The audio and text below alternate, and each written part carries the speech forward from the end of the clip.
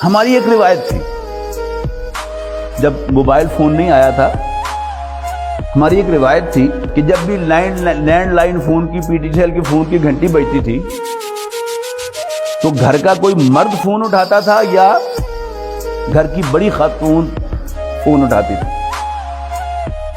بہوؤں کو اور بچیوں کو فون اٹھانے کی اجازت نہیں ہوتی تھی. یاد ہے آپ کو؟ لیکن ہم نے خود جب ایک شوق پیدا ہوا نا کہ اب بچیوں کو تعلیم دلانی تو بڑی ضروری ہو گئی، اور وہ تعلیم بھی مسجد کی نہیں، کالج کی، اسکول کی، تو ہم نے خود اپنی بچیوں کو فون خرید کر دیے. حالانکہ اس سے پہلے بھی بچیاں کالج جاتی تھی، تانگے لیٹ بھی ہو جاتے تھے، خراب بھی ہو جاتے تھے.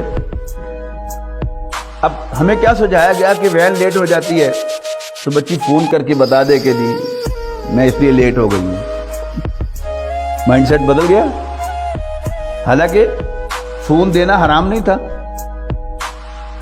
کسی بچی کا فون اٹھانا گھر میں کہ کوئی بڑا امپورٹنٹ فون ہو سکتا ہے، بچی گھر میں اکیلی ہے، لیکن ہماری روایت تھی کہ بچی فون نہیں اٹھائے گی.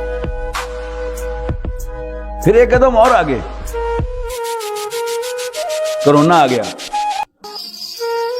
اب آن لائن کلاسز شروع ہو گئی،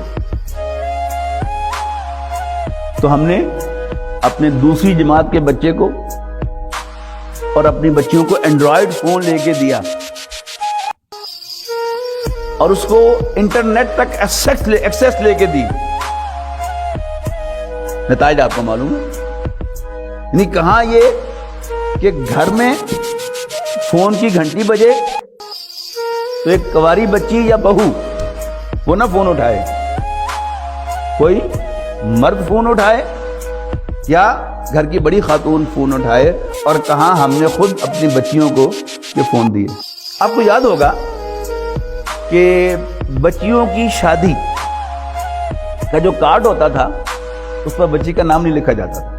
یاد ہے نا؟ دختر نیک اختر کی شادی فلاں تاریخ کو ہونا قرار پائی ہے، آپ کی شرکت ہمارے لیے باعث افتخار ہوگی.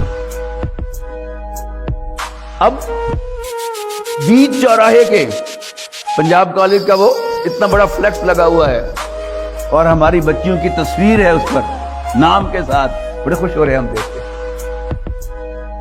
دس از دا چینج.